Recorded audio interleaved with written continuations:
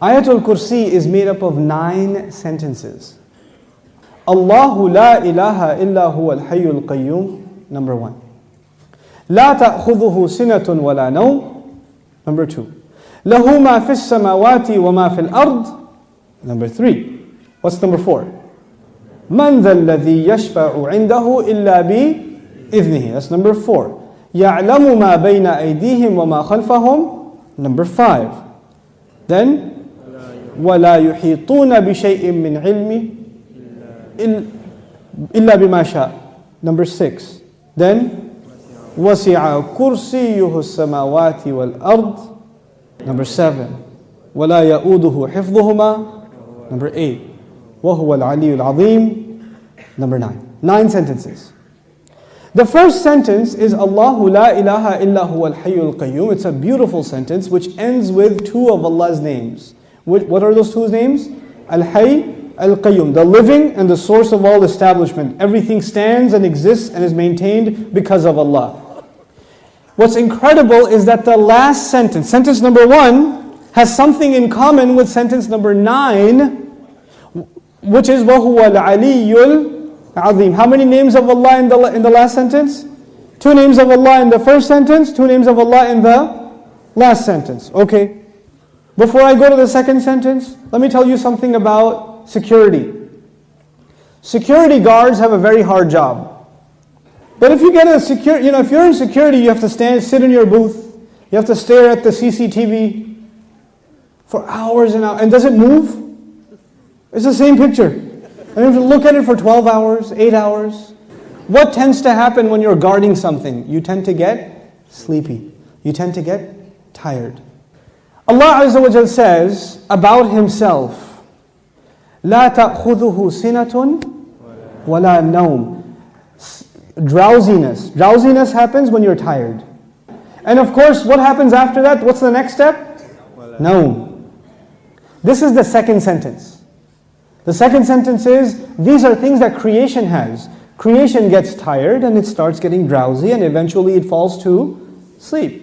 What was the second last sentence? وَلَا يَؤُودُهُ حِفْظُهُمَا.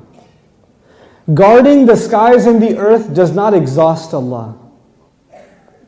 When someone's exhausted, what do they get? Sina and Naum. The second sentence is actually connected to the second last sentence. لا تأخذه سنة ولا نوم ولا يؤوده حفظهما. He says, له ما في السماوات وما في الأرض. He owns whatever is in the sky and the earth. Now before I tell you further, you need to understand the difference between 2 words, 2 names of Allah, Malik and Malik. Malik is an owner. Malik is an owner. Malik, what is Malik? King. Is there a difference between a king and an owner? Yes. Ownership is about property. But kingdom is not about, you're not the king over a tree or the king over a piece of land. You're the king over the people who live in that land. Kingdom is about controlling people. Ownership is about controlling objects. There's a difference. Now Allah says, لَهُ مَا فِي السَّمَاوَاتِ وَمَا فِي الْأَرْضِ. He owns whatever is in the skies and the earth. What is the ayah about? Ownership. What's the third last sentence? وَسِعَ كُرْسِيُّهُ السَّمَاوَاتِ وَالْأَرْضِ. His throne extends to the skies and the earth. When Allah talks about His throne, He's talking about His kingdom. One dimension of control is ownership. The other dimension is kingdom. Both completing the picture. Allah is Malik and He is Malik. The Malik part of Allah's attribute, لَهُ مَا فِي السَّمَاوَاتِ وَمَا فِي الْأَرْضِ. Third sentence. The kingdom of Allah, وَسِعَ كُرْسِيُّهُ السَّمَاوَاتِ وَالْأَرْضِ. Okay. What's the fourth sentence? مَنْ ذَا الَّذِي يَشْفَعُ عِنْدَهُ إِلَّا بِإِذْنِهِ. Let's understand this ayah first. Who will come and make shafa'ah with Allah except unless He gives permission? In other words, what is shafa'ah? Shafa'ah means you got connections. Shafa'ah means that you were about to lose your job, but your uncle is the manager and he came and said, no, he's with me. That's shafa'ah. On Judgment Day, we are in trouble possibly, and then somebody comes and says, no, they're with me. They're with me. Go easy on them, please.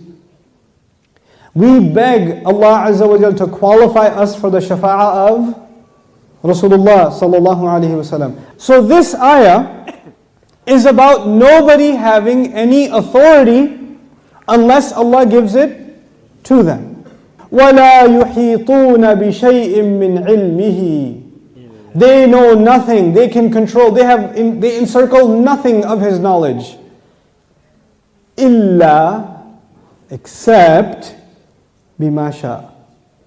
The fourth sentence and the sixth sentence are both about a statement about Allah and the only exception. The statement was, nobody has authority to make a case except whoever Allah gives permission. They have no knowledge except whoever He wants to give knowledge to. Otherwise they know nothing. The fourth and the sixth sentence are correlated. The first and the ninth, the second and the eighth, the third and the seventh, the fourth and the sixth. What's left? Middle sentence? He says, يَعْلَمُ مَا بَيْنَ أَيْدِيهِمْ وَمَا خَلْفَهُمْ. Oh my God, He says He knows what is ahead of them and what is behind them. And He knew what is coming ahead in the ayah and what was behind in the ayah. He put in the middle of it is, I know what's ahead and I know what's behind. Who speaks like that?